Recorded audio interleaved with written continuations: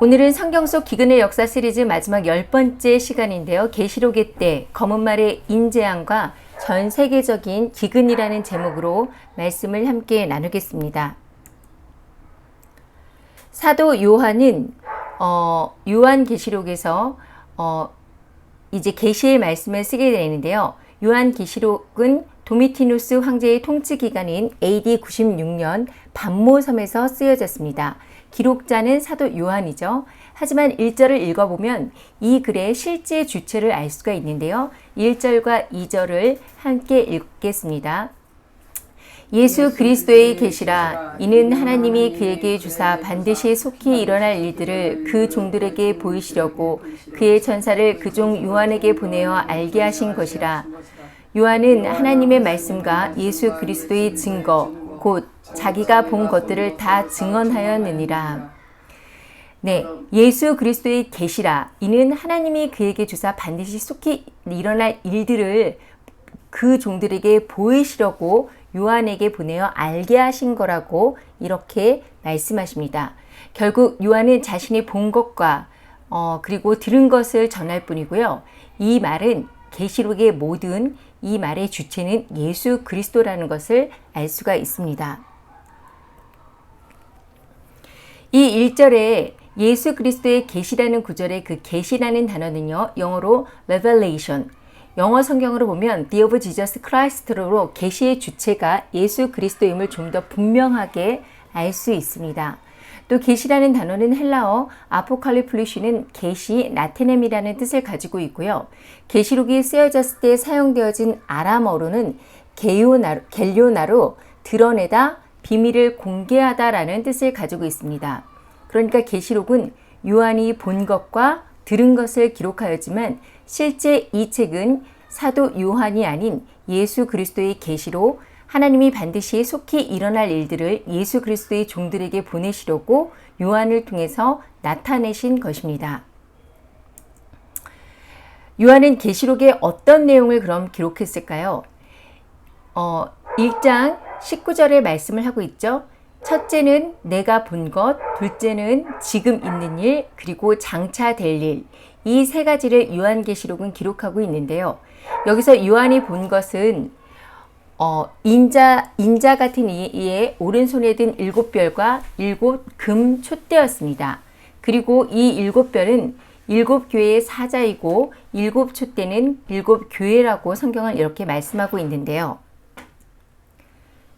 지금 있는 일은 수아시아의 교회, 그러니까 에베소, 서머나, 버가모, 두아디아, 사데, 빌라델피아, 라오디아 이 7교회에서 벌어지고 있는 일들을 2장과 3장에 기록하고 있고요. 세 번째, 장차 될 일은 종말의 시기에 있을 일들을 기록한 건데요. 4장부터가 장차 될 일로 구분할 수가 있습니다. 특히 6장부터 기록된 마지막 날들에 관한 심판의 예언들은 하나님의 계획과 순서를 분명하게 계시하여 주고 있습니다. 그리고 우리는 요한이 예수님께서 직접 보여주신 이 계시록을 적은 후에 약 2000년이 지난 시점에 지금 우리가 살고 있고요. 그렇다면 계시록은 기록된 후에 지금까지 어떤 일이 일어났을까요? 아니면 아직도 계시록의 일은 일어난 것이 하나도 없을까요? 만약 계시록에 쓰여진 일들이 계시록이 쓰여진 이후 95년 이후부터 지금까지 1927년 동안 전혀 아무 일도 일어나지 않고 있는 상태라고 생각한다면 그것은 정말 말이 안 되는 일일 겁니다. 분명히 요한은 앞으로 일어날 일에 대해서 봤고요. 그 일들은 계속해서 펼쳐져 왔는데요. 지구의 역사는 시작과 끝이 분명히 있는 역사죠. 종말을 향해 나아가는 오늘이라는 역사 속에서 시대와 때를 분별하고 깨어서 주님의 재림을 준비하는 것이 진정한 성도의 자세인데요. 우리는 은혜의 때인 교회의 시대를 지나서 이제 마지막 심판의 때에 살아가고 있습니다. 이것은 단순히 저나 일부 목회자들의 주장이 아니고요. 성경을 통해서 그 사실을 분명하게 알 수가 있는데요. 예수님이 제자들과 세상 끝날 징조에 대해 말씀하실 때 제자들이 묻자 예수님이 마지막 때에 대해서 말씀하시는 장면이 복음서에 기록되어 있습니다. 마태복음 24장 2절에서 8절 말씀, 또 누가복음 21장 8절에서 11절에 나와 있는데요. 많은 성경의 예언들이 이것을 예수님의 초림으로 보기도 하고 또 예수님의 재림 이렇게 예언들이 구분되어져 있지만 어떨 때는 이중적으로 이렇게 표현이 됩니다. 예를 들어서 마태복음 24장이나 누가복음 21장은 AD 70년에 닥칠 예루살렘의 멸망, 지난 시간에 보았죠? 이 티토스 장군에 의해서 예루살렘 성이 무너지는 그 상황을 분명하게 말한 것이기도 하지만요. 분명히 다시 세상 끝에 지구 위에 임할 멸망의 징조들이 이중적으로 조명되어지고 있습니다. 누가복음 21장 35절에서도 이날은 온 지구상에 거하는 모든 사람에게 임할 것이라고 이렇게 말씀하셨고요. 또 마태복음 24장 21절에서도 이는 그때에 큰 환란이 있겠습니다. 창세로부터 지금까지 이런 환란이 없었고 또 후에도 없으리라고 이렇게 말씀하시면서 이것이 단순히 AD 70년 예루살렘의 그 멸망뿐만 아니라 앞으로 있을 마지막 때 종말에 대한 예언임을 분명하게 말씀을 하고 계신데요.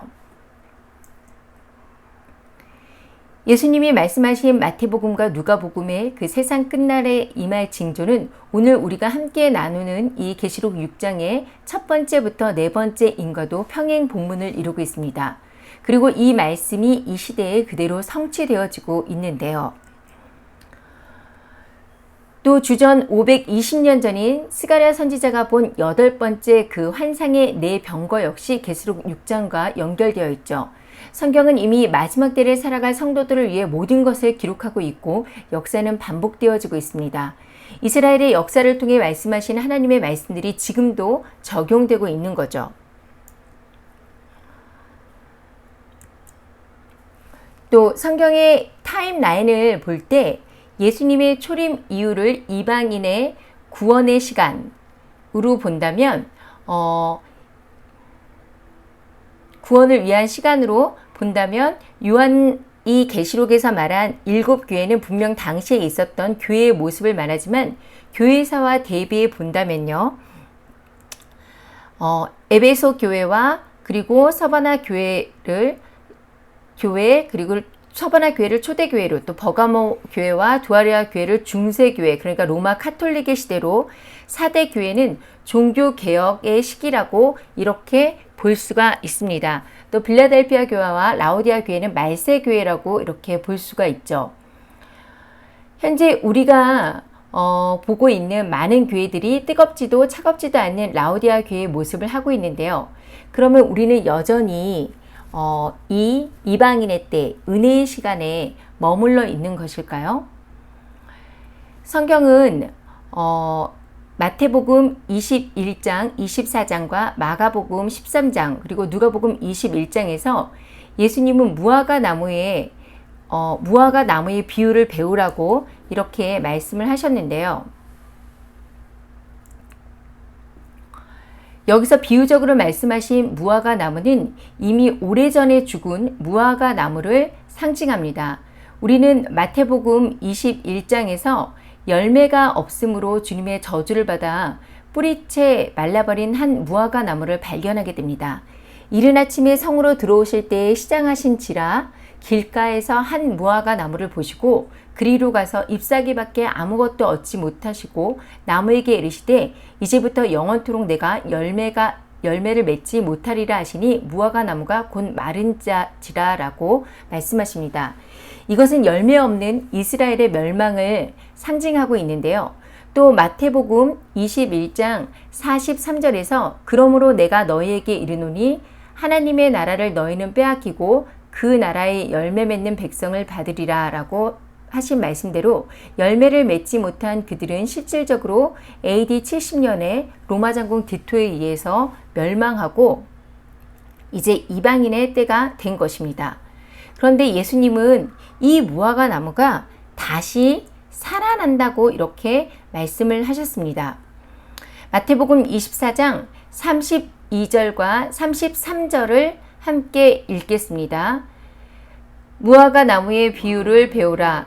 그 그 나무가 연하여지고 잎사귀를 내면 여름이 가까운 줄 아나니 이와 같이 너희도 이 모든 일을 보거든 인자가 가까이 곧 문 앞에 이른 줄 알라.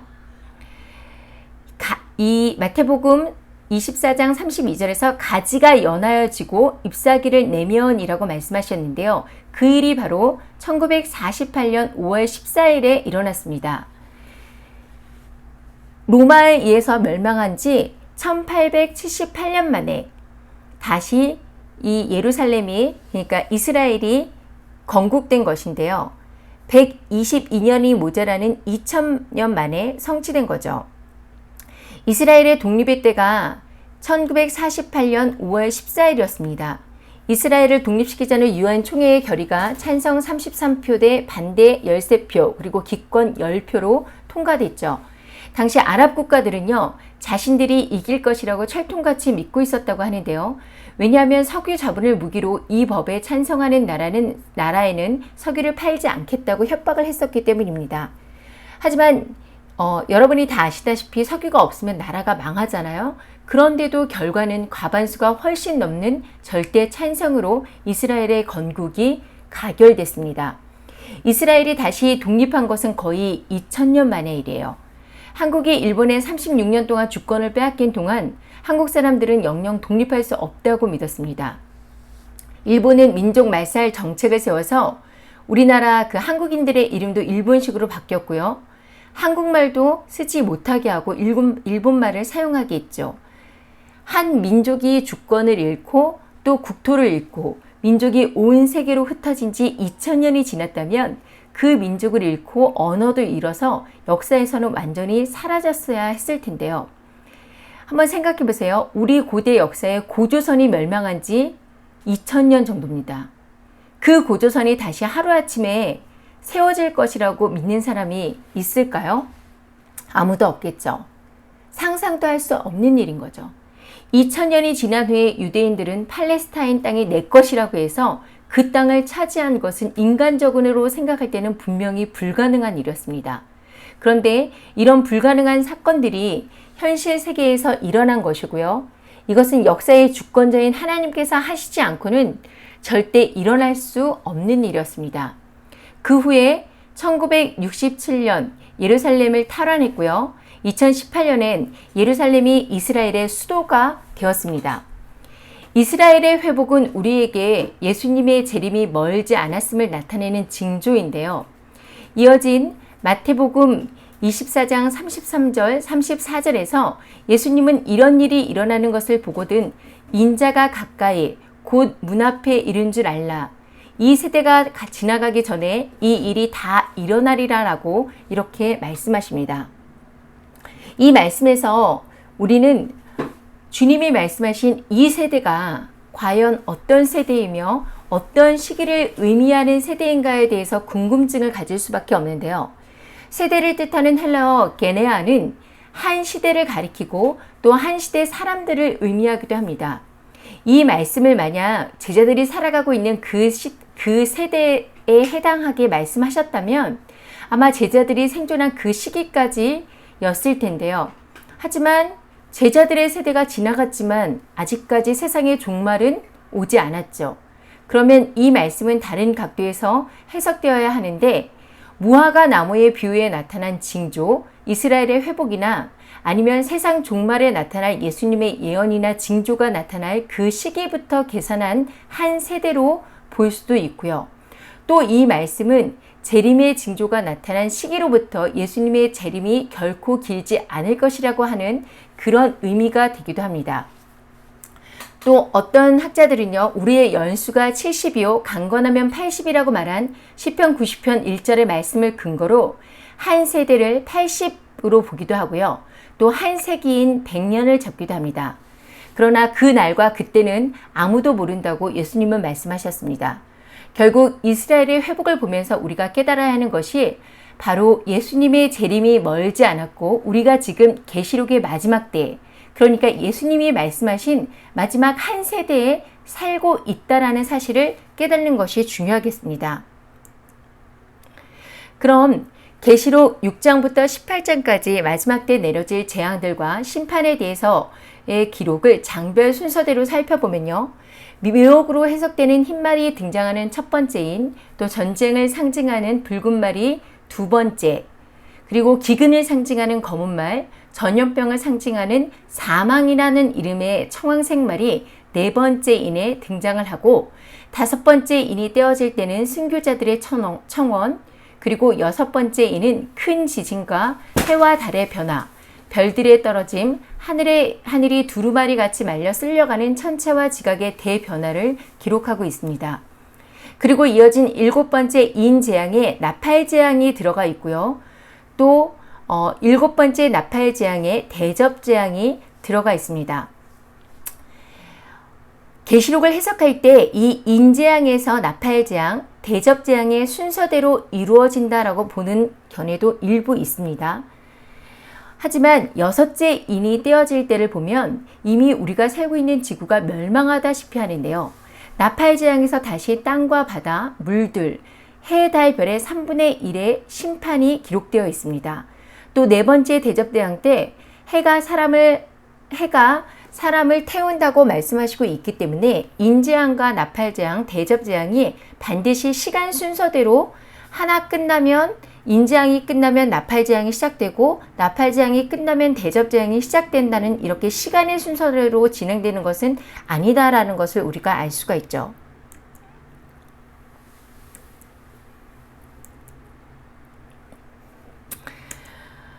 그래서 이 계시록을 읽는 성도분들은 아니 전 세계적인 전쟁과 기근, 전염병이 세계의 역사에 지금 처음 있는 일이 아니지 않느냐. 이것으로 예수님의 재림이 가까워졌다라고 어떻게 볼 수 있냐. 이렇게 말을 할 수 있어요. 이렇게 생각하시는 분들도 있는데요. 이미 전 세계가 1, 2차 세계대전을 경험했고요. 또 스페인 독감이나 흑사병과 같은 전 세계적으로 유행한 전염병도 분명히 있었습니다. 뭐 가뭄이나 지진은 말할 것도 없겠지요. 그럼 계시록에 쓰여진 95년부터 지금 우리가 살고 있는 2022년까지 1927년 동안 7인 중에 이 네 번째 인까지는 역사 속에서 미래가 과거가 되고 또 현재로 확장되어서 진행이 되어 왔다라고 이렇게 볼 수가 있습니다. 또 다섯째 인에 등장하는 순교자들이 교회사에 끊임없이 생겨왔고요. 지금도 교회에 대한 핍박으로 그리스도인이라는 것이 밝혀지면 죽음을 면할 수 없는 나라들이 있습니다. 그래서 많은 성경학자들은 계시록을 해석할 때 6장에 나오는 인재앙부터 대접재앙까지를 순차적인 시간의 순서로 기록된 것으로 보지 않고요. 인재앙, 나팔재앙, 대접재앙이 갈수록 강도가 점점 세워진다는 소용돌이설을 이야기합니다. 이것을 점진적 평행주의라고 이야기하는데요. 인재앙에서 대접재앙까지 단순히 직선적 또는 연대기적으로가 아닌 반복의 원리로 쓰여졌고 단순한 반복이 아니라 점진적으로 심판의 강도가 심화되고 확장되는 나선형의 구조를 가졌다라는 것이죠. 또 각각 7개씩의 재앙 중에 인재앙과 나팔재앙까지는 영계에서 일어나는 심판으로 보고요. 지구 땅에 있는 사람들의 심판은 전부 3가지 화와 관련되어 있기 때문에 5번째, 6번째, 7번째 나팔재앙과 관련이 있다라고 보기도 합니다. 특히 7 나팔 중에 지금 4 재앙은 사람들이 회개할 수 있도록 자연계에서 집중되어 일어나고 있는데요. 자연에 대한 재앙도 천체의 3분의 1만 미치고 3분의 2는 면하게 되죠. 어떻게 보면 이것은 심판이 아니라 제한적이고 경고적인 의미를 가진 재앙임을 나타내고 있고요. 사실 자연계에 대한 3분의 1의 파괴도 인류에게는 세계적인 경제 기근을 발생시킬 커다란 재앙이 될 텐데 5번째 나팔부터 7번째 나팔은 사람들에게 직접적으로 내려지는 재앙으로 화로 분류할 수 있습니다. 이런 견해로 지금 우리가 살고 있는 계시록의 시간을 생각해 본다면요. 지금 우리는 5째 인과 6째 인 사이에 있을 수도 있다라고 이렇게 보여지고 있는데요. 어쨌든 지금 우리는 무화과 나무를 상징하는 이스라엘이 다시 건국하고 한 세대의 끝부분에 분명히 살고 있습니다. 이런 상태에서 대배도와 전 세계적으로 퍼진 팬데믹 코감기를 통한 주사의 미호, 또 흰말의 시대를 경험했고요. 미국을 비롯한 나토 회원국들의 지원을 받은 우크라이나와 중국이 힘을 보태고 있는 러시아와의 전쟁, 이 붉은 말의 시대를 보면서 전 세계의 인플레이션을 경험하고 있습니다. 미혹과 전쟁, 기근, 그리고 전염병이 일부 지역에서 일어나는 것이 아니라 전 세계적으로 이루어지고 있다는 사실에 우리는 주목할 필요가 있습니다. 또 설마 하겠지만 이번 전쟁과 인플레이션은 셋째인 검은 말로 전 세계적인 기근으로 분명하게 이어지고 있습니다. 그리고 이 기근은 결국 빠르게 완성되어져 가고 있는 짐승의 왕국, 그러니까 짐승의 시스템에서 준비되어 있지 않은 성도들을 짐승의 노예로 만들게 될 것인데요. 지난 5월 19일 영국 이코노미스트지는 다가오는 식량 재앙이라는 타이틀 아래 표지를 발표했습니다. 또 소제목을 보면 푸틴의 내부쇼, 소프트뱅크의 다음 행보는 그리핀과 탈탄소화, 중국의 투자 불가라고 이렇게 적혀져 있고요. 표지의 사진은 언뜻 보면 잘 익은 밀 이삭의 모습이지만요. 자세히 보면 해골들이 주렁주렁 달린 섬뜩한 사진을 담고 있습니다. 이 세 개의 이삭은 계시록의 셋째 재앙을 말하고 있는 듯 보이고요. 앞으로 기근으로 많은 사람들이 굶어 죽게 될 것을 암시하고 있습니다. 이렇게 전 세계적으로 동시에 전염병과 전쟁이 계속돼서 장기화되면 그 다음에 반드시 따라오는 것은 당연히 기근, 즉 경제공황의 쓰나미가 될 텐데요. 계시록의 검은 말 재앙입니다. 세계의 그 밀 곡창지인 우크라이나가 지금 전쟁으로 밀과 보리, 기름값이 줄줄이 올랐고요. 또 물가가 급등해서 결국 세계 증시도 동시에 폭락되는 악순환이 계속되어지고 있습니다. 결국 재난이 재난을 불러오고 있는 것이죠. 특히 최근에 주식시장은 폭락을 거듭하고 있는데요. 어제는 41년 만에 겪고 있는 최악의 인플레이션으로 주식시장은 나스닥이 4.7% 떨어졌고 우리나라의 그 코스피도 2,500선이 붕괴되면서 베어마켓, 이 베어마켓이라는 것은 전달 고점 대비 20% 이상 하락한 약세장을 말하는데요. 한마디로 금융시장은 패닉에 빠진 상태였습니다. 현재 세계 경제는요, 스태그플레이션, 이른바 S의 공포에 휩싸여 있는데요. 정체를 의미하는 스태그네이션과 물가 상승을 뜻하는 인플레이션의 합성어인 스태그플레이션은 물가 상승과 높은 실업률, 경기 침체가 함께 오는 것을 말하고 있습니다. 고물가 저성장을 의미하죠. 결국 앞으로 이 경제난이 쉽게 몇 달 안에 끝날 것이라는 예측은 버리는 것이 좋다라고 이렇게 볼 수가 있는 거죠. 현재 전 세계적인 가뭄도 계속되고 있습니다. 특히 아프리카의 뿌리라고 불리는 동아프리카 지역은 심각한 가뭄으로 16,070만 명이 극심한 식량 불안에 시달리고 있다고 유엔 식량농업기구가 밝히고 있고요. 중동과 방글라데시는 북아프리카에서 이미 식량 폭등이 일어나고 있는데 가격이 너무 올랐기 때문이죠. 그래서 일부 나토 국가들은 식량과 연료를 배급하기 시작했고요. 또 스페인에서는 계란과 우유, 기타 유제품 같은 다양한 제품들이 산발적으로 부족해서 수요를 따라가지 못함에 따라서 부족 현상을 겪고 있고 주요 슈퍼마켓들은 해바라기 기름을 배급하기 시작했습니다. 그리고 또 그리스에서는요, 최소한 4개의 국가 슈퍼마켓 체인이 그 밀가루와 해바라기 기름과 같은 식품의 배급제를 시작했다고 하는데요. 지금 미국도 예외가 아니에요. 분유 대란을 맞이하고 있어서 분유값이 엄청나게 올랐는데 분유 한 통에 100불이 넘는 아주 높은 금액을 줘도 지금 분유를 살 수 없는 상황입니다. 또 일부 품목은 이제 수입 구매 제한이 생겼어요. 그래서 물 같은 것도 한 사람당 2개씩밖에 사지 못하는 경우도 생기고 있습니다. 특히 이제 이 미국의 캘리포니아 주는요, 심각한 가뭄으로 급수 제한 조치가 지금 시행되고 있죠. 우리나라 역시 확 줄어든 강우량 때문에 댐의 저수량이 위험 수위를 나타내고 있는 상태입니다. 지금 이렇게 세계는 식량난으로 골치를 겪고 있지만 글로벌 리스트들의 세력들은 탄소 배출을 줄여야 한다는 명목으로 식량을 파괴하게 하는 정책을 펼치고 있기 때문에 앞으로의 상황은 더욱 악화될 것입니다. 이렇게 세계 최대 곡창지대인 우크라이나와 러시아의 전쟁, 그리고 또 심각한 가뭄은 계시록의 셋째 인이 떼어지고 심각한 기근의 때가 왔다라는 것을 분명하게 보여주고 있습니다. 따라서 이제 성도들은 이 재난을 피해갈 수 없는 상황이라고 인식하고요. 재난에 대해서 준비를 더 이상 늦춰서는 안 될 것입니다. 그리고 이제는 선택의 문제가 아니라 필수 상황이 된 것이죠. 이 와중에 또 과학자도 또 의사도 아님에도 불구하고 지난 코로나 사태를 정확하게 예측했던 빌 게이츠의 입에서 계속 나오는 천연두 테러 가능성과 또 다른 팬데믹에 대한 경고 발언을 단순히 우연으로 보기가 어려운 상태입니다. 만약 30% 이상 높은 치명률을 가진 이 천연두가 다시 확산된다면 지구는 정말 그야말로 패닉에 빠지게 될 텐데요. 이 사람의 말처럼 이것이 생물의 테러이고 누군가 바이러스를 설계한 것이라면 그들의 목표는 인구 감축과 감시 체제를 완성시키는 것이 목적일 것입니다. 그리고 이것은 4분의 1을 죽음으로 몰고 가는 사망이라는 이름의 청황색 말의 풀어짐을 의미하는데요.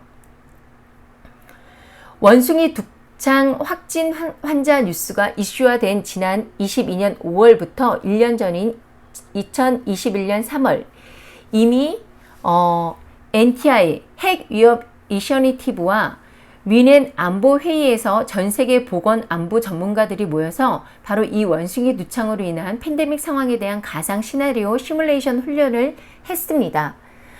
2022년 5월 15일 첫 환자가 발생하는 것으로 되어 있고 2022년 6월 5일에 1단계 경보 조치가 시행되어지는 것으로 이 시뮬레이션에 나와 있는데요. 놀랍게도 실제 2022년 5월 6일 영국에서 첫 원숭이 두창 확진자가 발생을 했고요. 또 6월 7일 미국 연방질병통제예방센터는 원숭이 두창과 관련해 감염 사례가 1,100건이 넘어섰다면서 주의에서 한 단계를 올려서 경보, 강화된 예방 조치를 취하도록 단계를 상향 조치했습니다. 이것은 시뮬레이션의 무비 1에 해당되는 상황인데요. 이들의 시나리오를 보면 무브 2의 단계 2단계 때는 2023년 1월에 3만 명이 사망을 하게 되고 백신 내성 바이러스가 발생하게 되며 3단계 때인 2023년 5월 2,700만 명이 사망하고 4단계 때는 2024년 12월 1일로 총 2억 7천만 명이 사망할 것으로 이렇게 예상이 되어지고 있습니다. 이것이 사실이라면 정말 심각한 상황이죠. 이미 우리는 지난 팬데믹으로 자유민주주의 국가조차 사람들의 자유와 인권이 얼마나 쉽게 박탈되고 통제될 수 있는지를 경험했습니다. 전쟁과 세계적인 식량 위기, 전염병은 세계주의자들이 설정한 그레이트 리셋, 뉴월드 오더를 시행시키고 앞당기게 될 것입니다. 일단 식량이 부족하게 되면요. 배급제를 시행해서 통제할 수 있고 또 시민을 노예로 삼을 수 있게 되는데요. 특히 식품, 에너지, 의약품 같은 것에 대한 배급이 이루어진다면 기본적으로 전면적인 통제권을 갖게 되게 됩니다. 이런 상황에서 준비가 되어 있지 않다면 계시록의 말씀처럼 짐승의 표를 받지 않거나 우상에게 절하기를 거부하면 사거나 팔 수 없기에 이 땅에서 살기 위해 스스로 짐승의 노예가 되는 상황이 벌어지게 될 것입니다. 요셉의 때 7년 기근 동안 요셉의 식량 공급 정책은 어땠습니까? 창세기 47장 13절에서 17절을 함께 읽겠습니다. 시작. 기근이 더욱 심하여 사방에 먹을 것이 없고 애굽 땅과 가나안 땅이 기근으로 황폐하니 요셉이 곡식을 팔아 애굽 땅과 가나안 땅에 있는 돈을 모두 거두어 들이고 그 돈을 바로의 궁으로 가져가니 애굽 땅과 가나안 땅에 돈이 떨어진지라 애굽 백성이 다 요셉에게 와서 이르되 돈이 떨어졌으니 우리에게 먹을 것을 주소서 어찌 주 앞에서 죽으리이까.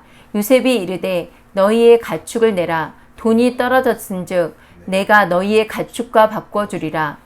그들이 그들의 가축을 요셉에게 끌어온지라. 요셉이 그 말과 양떼와 소떼와 나귀를 받고 그들에게 먹을 것을 주되 곧 그 모든 가축과 바꾸어서 그의 동안에 먹을 것을 그들에게 주니라. 자, 본문처럼 요셉은 곡식을 그냥 나눠주지 않고 전부 사먹게 했습니다. 기근이 들은 첫해 애굽 사람들이 처음에는 돈을 가지고 곡식을 사러 왔는데 돈이 떨어졌어요. 그러니까 결국 가축으로 곡물과 바꾸게 되죠.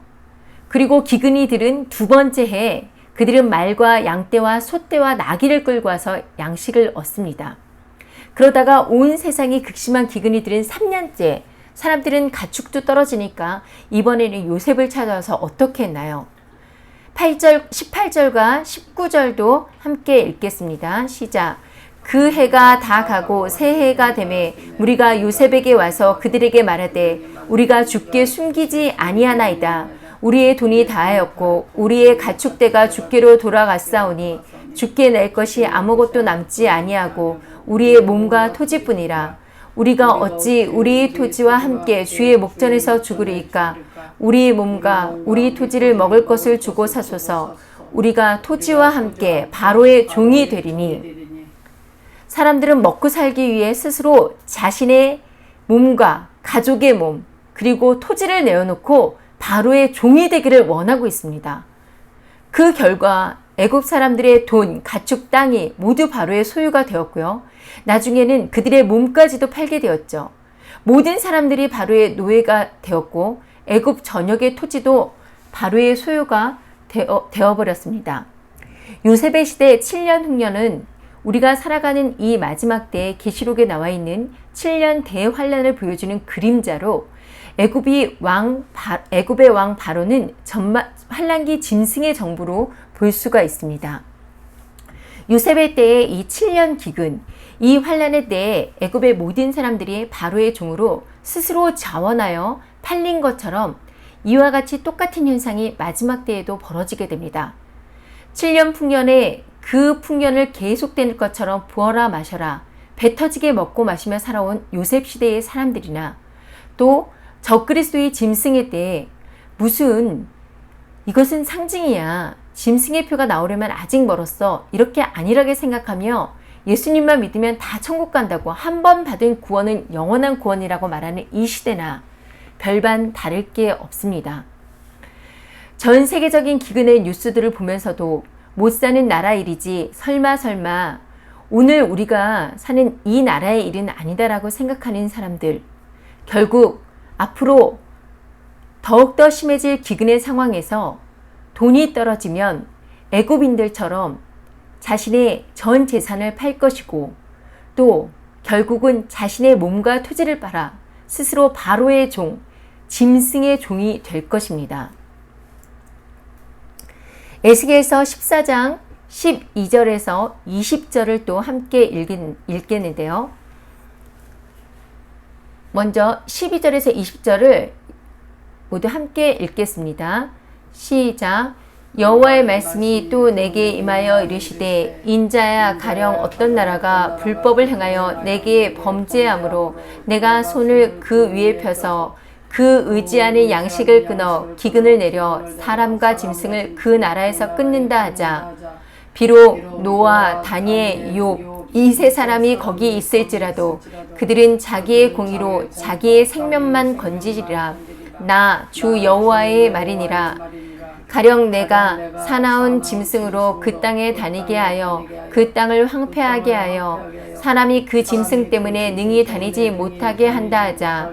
비록 이 세 사람이 거기 있을지라도 나의 삶을 두고 맹세하오니 그들도 자녀는 건지지 못하고 자기만 건지겠고 그 땅은 황폐하리라. 주 여호와의 말씀이니라. 가령 내가 칼이 그 땅에 임하게 하고 명령하기를 칼아 그 땅에 돌아다니라 하고 내가 사람과 짐승을 거기서 끊는다 하자. 비록 이 세 사람이 거기 있을지라도 나의 삶을 두고 맹세하오니 그들도 자녀는 건지지 못하고 자기만 건지리라. 나 주 여호와의 말이니라. 가령 내가 그 땅에 전염병을 내려 죽임으로 내 분노를 그 위에 쏟아 사람과 짐승을 거기서 끊는다 하자. 비록 노아, 다니엘, 욥이 거기 있을지라도 나의 삶을 두고 맹세하노니 그들도 자녀는 건지지 못하고 자기의 공의로 자기의 생명만 건지리라. 나 주 여호와의 말씀이니라. 아멘. 이 본문은 에스겔 선지자가 예루살렘의 멸망을 예언하는 내용입니다. 역시 이중적 표현으로 마지막 때에 오늘 우리가 본 계시록의 인재앙, 네 마리의 그 인재앙과 동일하게 기근과 사나운 짐승, 칼, 전염병의 재앙이 기록되어 있습니다. 그리고 강조와 반복해서 노아, 다니엘, 욥이 예루살렘에 있을지라도 이 기근과 칼과 사나운 짐승, 계시록에서는 흰 말이에요. 전염병을 내리는 이 하나님의 심판을 피할 수는 없다라고 이렇게 말씀하시는데요. 마찬가지로 휴거에 대해서 여러 가지 주장이 있지만 마지막 때 성도들도 환난을 통과한다라는 것을 알 수가 있습니다. 그리고 이런 심판의 재앙 속에서 노아와 다니엘, 욥만이 자신의 의로 구원받게 됩니다. 구원은 철저하게 개인적입니다. 부모의 믿음 때문도 아니고요. 배우자의 사랑 때문도 아니고 더구나 조상의 덕도 아닙니다. 오직 예수 그리스도를 통한 개인의 믿음으로 이루어진 것이죠. 결코 자신의 자녀들도 건지리지 못하리라고 지금 에스겔서는 말씀하고 있잖아요. 결국 각자 도생이라는 거죠. 본문에 있는 것 같이 아무리 믿음의 사람인 노아나 다니엘, 욥이라고 할지라도 자기의 생명만 구원받기 때문인데요. 자식을 대신해서도 부모를 위해서도 불가능합니다. 그 외에 다른 사람은 말할 것도 없겠고요. 구원은 철두철미하게 개인적이에요. 우리가 예수님을 믿고 있지만 또 예수님을 따라가고 있지만 우리의 구원은 아직까지 완성되어진 것이 아니죠. 죽을 때까지 구원의 반열에서 떨어지지 말아야 할 텐데요. 이 마지막 환난을 통해서 우리는 우리의 믿음을 시험받게 됩니다. 그럼 노아와 다니엘, 욥의 무엇이 이들을 환난 중에도 구원을 받게 했을까요? 먼저 노아는요, 히브리서에 말한 믿음의 선진 중에 한 사람입니다. 믿음으로 노아는 아직 보이지 않는 일에 경고하심을 받아 경외함으로 방주를 실질적으로 준비해서 그 가족을 구원했습니다. 그리고 다니엘은 바벨론의 포로로 잡혀가서도 우상에게 바친 음식을 거부하고 여호와 신앙을 지켰죠. 그리고 예루살렘 성전을 향해 하루에 세 번씩 기도합니다. 그리고 또 어떤 다니엘을 모함해서 사자굴에 던졌지만 믿음으로 생명을 구원받았고요. 또 포로된 이스라엘 백성이 다시 돌아가게 하실 것이라는 그 하나님의 약속을 분별하고 그것이 이루어지기를 소망하며 기도에 힘쓴 인물이 바로 다니엘이었습니다. 마지막 욥은요. 욥기서 1장 1절을 보면 우스 땅에 사는 욥이라는 사람은 온전하고 정직하여 하나님을 두려워하고 악에서 떠난 사람이라고 말합니다. 또 야고보서는 욥의 인내를 이야기하죠. 욥은 의로운 자임에도 고난을 받았습니다. 성도들도 마지막 때에 환난을 피할 수가 없는데요.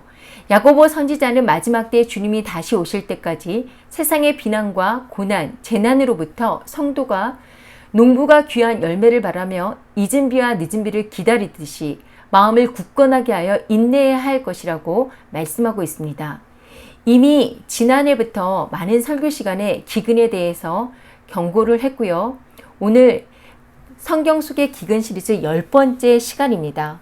오늘 이 마지막 시간인데요. 오늘 우리는 이 기근이 우리가 살고 있는 이 마지막 때 한복판에 우리가 이 환난을 지나갈 것이라는 것을 깨달았습니다. 3년도 안 되는 시간 동안 우리는 지금까지 경험하지 못했던 엄청난 사건들을 우리 눈으로 몸으로 직접 경험했습니다. 이렇게 정확하게 성경의 말씀이 이루어지고 있음에도 성경의 말씀과 우리의 영혼의 구원에 관심을 갖지 않는다면 다가올 어린 양의 진노를 피할 수 있을까요? 계시록은 재앙의 나팔이 부러질 때도 회개하지 않고 짐승과 그 우상에게 경배하고 표를 받는 사람들에게 하나님의 진노의 포도주를 부어 세세토록 불과 유황으로 고난받게 될 것이라고 말씀하고 있습니다. 하지만 인내를 가지고 하나님의 계명과 예수에 대한 믿음을 지킨 성도들에 대해서는 주님과 함께 1000년 동안 왕노를 타게 될 것이라고 약속하십니다. 마지막 때 환난을 통과하게 될 저와 여러분이 이 약속을 믿고 환난을 경고하는 주님의 말씀에 실질적으로 준비하는 노아가 되길, 또 짐승의 때가 되어 우리의 목숨을 위협받는다 해도 끝까지 우상 숭배를 거부하며 우리의 구원주이자 심판주이신 예수 그리스도의 다시 오심을 소망하며 기도하는 다니엘이 되길, 또 죽음의 위협과 고난에서도 이 땅의 생명이 아닌 하늘의 영원한 생명을 바라보며 끝까지 인내하는 욥이 되길 예수 그리스도의 이름으로 축복합니다.